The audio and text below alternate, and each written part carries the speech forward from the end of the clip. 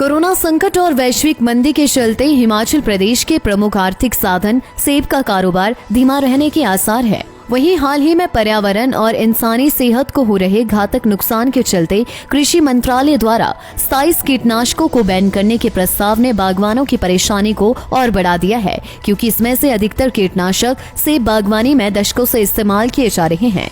कृषि मंत्रालय द्वारा जारी की गई खतरनाक कीटनाशकों की सूची में कई कीटनाशक दवाएं हिमाचल में सेब उत्पादन के लिए बड़े पैमाने पर इस्तेमाल की जाती है।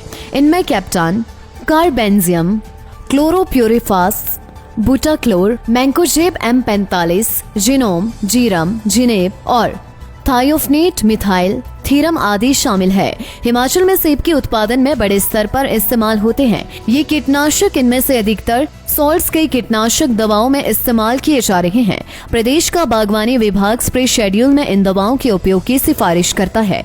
सेब के बगीचों में साल भर में करीब 5 दफा किए जाने वाले स्प्रे में अलग अलग मौसम में लगने वाली बीमारियों से बचाव के लिए प्रदेश के किसान इन कीटनाशकों का छिड़काव करते हैं। इन दवाओं के बैन होने की सूचना के बाद प्रदेश के बागवानों की परेशानियां बढ़ गई है। कुल्लू फलोदक मंडल के अध्यक्ष प्रेम शर्मा का कहना है कि इन वैकल्पिक पेस्टिसाइड्स की कीमतों का भार बागवानों को उठाना पड़ेगा, जो कि अब तक इस्तेमाल किए जा रहे हैं। कीटनाशकों के मुकाबले करीब 3 गुना से भी ज्यादा कीमत के होंगे, जिसका असर बागवानों के मुनाफे पर पड़ेगा। बागवानों के पास दूसरा विकल्प ऑर्गेनिक फार्मिंग है। सरकार द्वारा जो 25 फंजीसाइड और इंसेक्टिसाइड बैन किए जा रहे हैं, ये तो मूल रूप से प्रयोग होने वाली दवाइयां हैं किसानों और बागवानों के। अगर ये बैन हो गई तो किसान बागवानों की तो कमर ही टूट जाएगी और वे अपनी खेती बाड़ी को और बागवानी को कीटों से और फंगस से नहीं बचा पाएंगे और फसल तबाह हो जाएगी। प्राकृतिक खेती की ओर जाना बहुत अच्छी बात है, हम इसकी सराहना करते हैं, परंतु पहले विकल्प दिया जाना चाहिए ना। पहले बंद अगर कर दी जाएगी तो किसान बागवान कहाँ जाएंगे, कैसे अपनी खेती की रक्षा करेंगे। पहले सरकार इसके लिए विकल्प दे, चाहे वो ऑर्गेनिक हो चाहे दूसरी दवाइयाँ जो बैन नहीं हैं वो दें, तो पहले विकल्प देना चाहिए, उसके बाद किसी चीज़ को बंद करना चाहिए।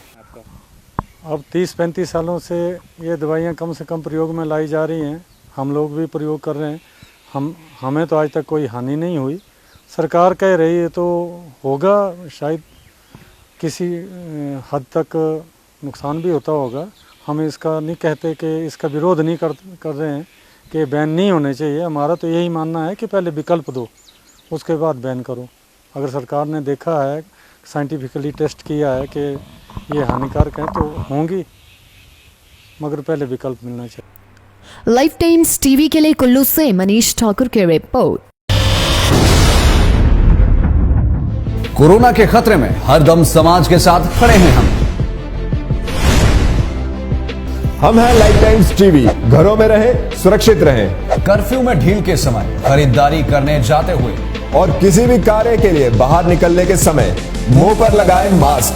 बाहर से घर आकर साबुन अथवा सैनिटाइजर से अच्छी तरह साफ करें हाथ। आपकी सतर्कता ही सभी की है सुरक्षा।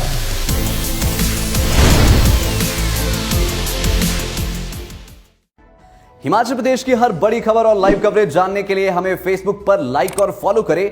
यूट्यूब पर हमें सब्सक्राइब करना मत भूलिएगा और 24 घंटे समाचार के लिए विजिट करें www.lifetimes.tv।